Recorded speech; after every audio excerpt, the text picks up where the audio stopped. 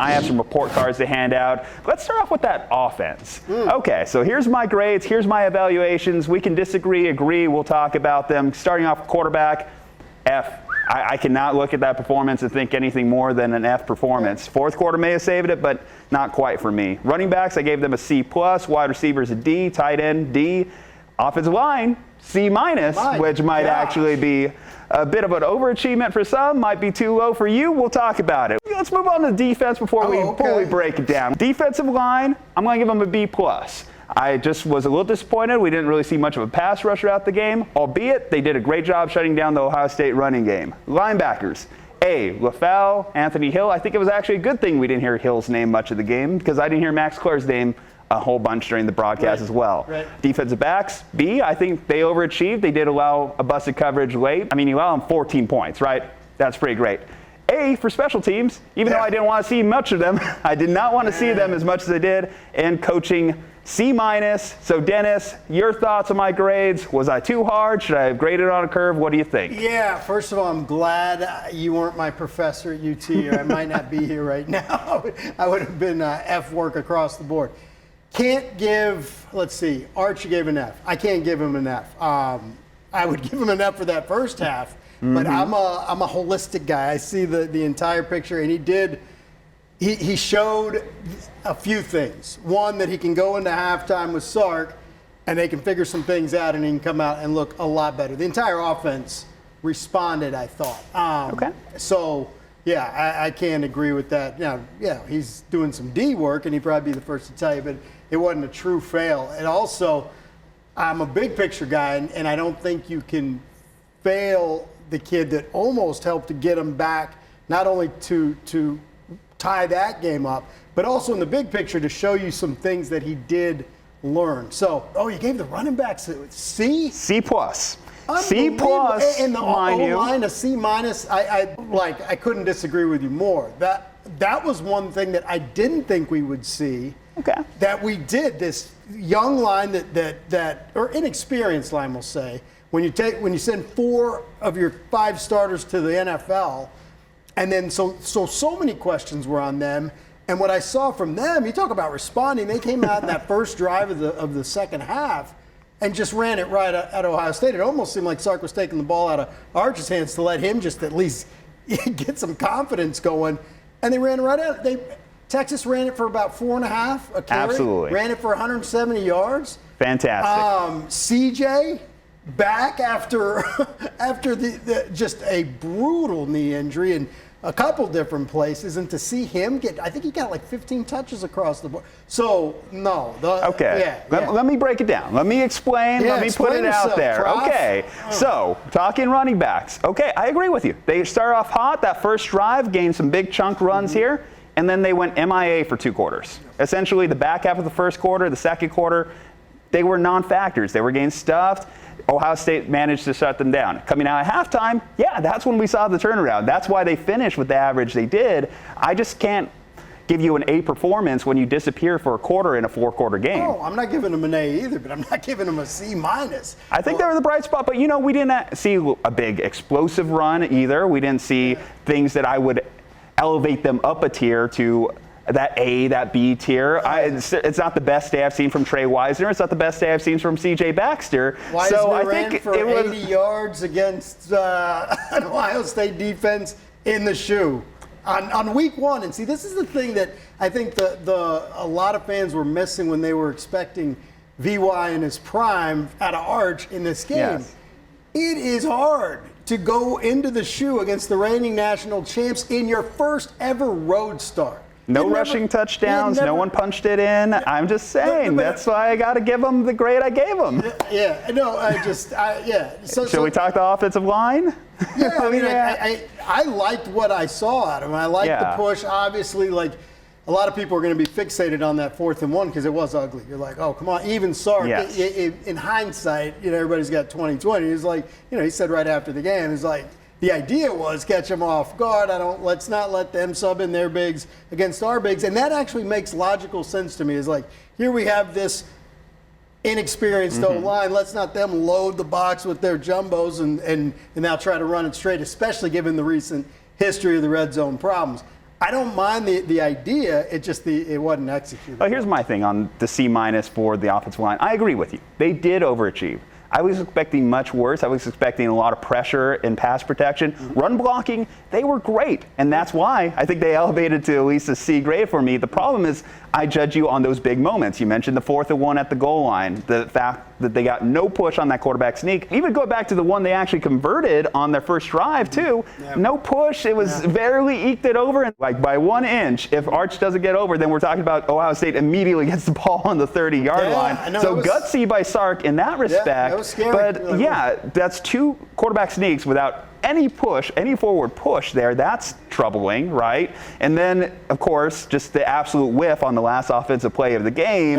It was bad enough that made me consider dropping them to a D. Now, I refrained and gave them still an overall pass because, hey, C's do get degrees. That's what they don't tell you, kids. But that was exactly. It's how we got the jobs we got now, right, guys? So offensively, yeah, it was just hard for me to give anyone more than a B overall for that game because when you score 7 points in the game, regardless on the road, the intangibles against the previous national champion, I think I expect more. And I think, too, that also falls back on, of course, the offensive guru head coach that is in charge of this unit, too, and the fact that it seemed like they were underprepared. Now, I'm not telling Sark to go out and throw the ball for Arch himself, but at the same time, too, when he realized from that first pass of the game that Arch was off, I think things needed to change with that game plan. Well, I mean, so there is a reason that 99% of the nation starts with a patsy in week 1. This is your preseason tune-up. It's your exhibition. It's your no risk.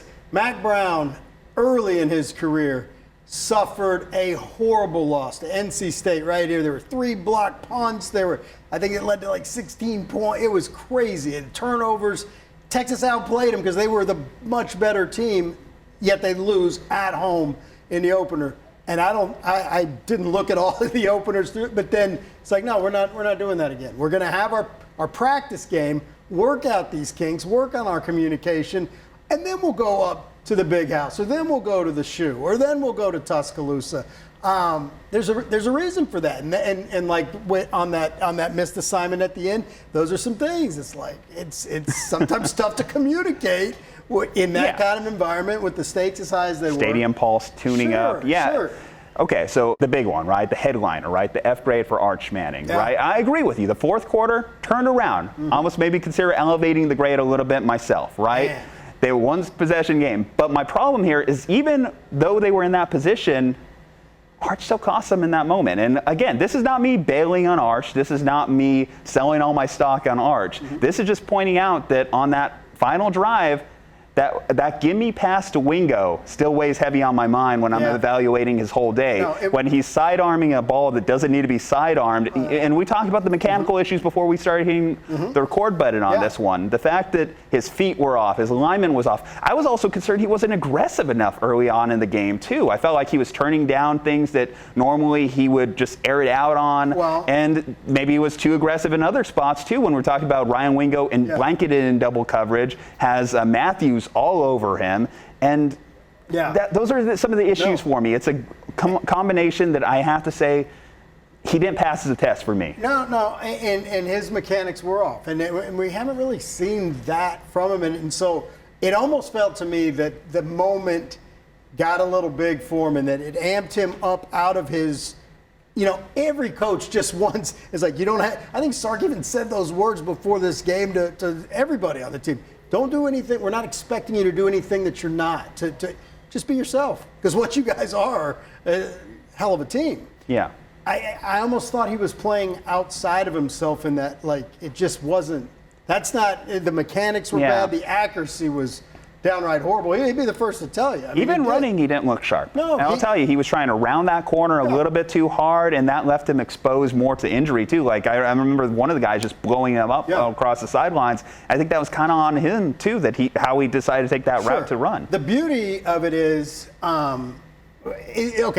big macro picture, college football playoff era, that it's not going to cripple you. It's not going to kill you. It's not going to make you walk on eggshells for the rest of the season. That's why this is such I see so much good coming from a result like this. As tough as it was to, especially that first half, that was tough to digest right around lunchtime. But with Arch in particular, man, everybody's going to have a bad game. I hope that the same people that were gassing him up as the can't miss kid still see him as, man, he still has all the traits, all the potential in the world, all the high side. But this is what we were talking about when we would have these Ewers versus a true freshman Archer. Even last year, it's like, man, there's something to be said for season, for experience, for being in those wars before, for learning through failure, which Quinn had to do a lot just to get to where he was at the end.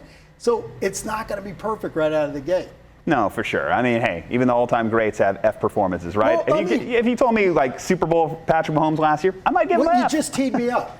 I thought about this. The gold standard for UT quarterbacks: Vince Young, Colt McCoy. Colt left as the winningest college quarterback when he walked off the 40 acres. Colt had he was a redshirt freshman against Ohio State. That was here. And he had a similar game to Arch. If you look at his stat line, he had a pick. It was tough. And they got blown out. It was 24-7, something like that. Vince, I was looking for kind of a similar, like, okay, when he was a redshirt sophomore, who was it? Oh, when he played, it was a top 5 showdown against Oklahoma. I think OU was 2, Texas was 5. Vince was like 8 for 23, 86 yards. It's like, and we know what Vince became. And that team, by the way, didn't lose again. Finished 11.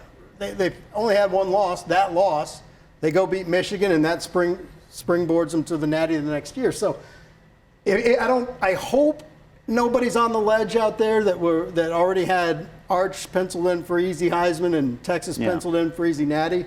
But this is just like, even how Sark put it, it's so true. This is the beginning, not the end. This is the first chapter. Let the book play out. Well, as the book plays out, just know I'll be keeping you accountable. I got that grade marker out here. I don't even want you to grade me and my performance. I'll take the win that we had no disagreements on defense. Let the record show that.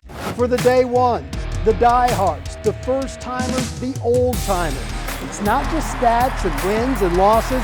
It's the moments, the shots you can't believe went in, the times you can't do anything but believe. And it's all streaming right here on your connected TV anytime on Fox Local.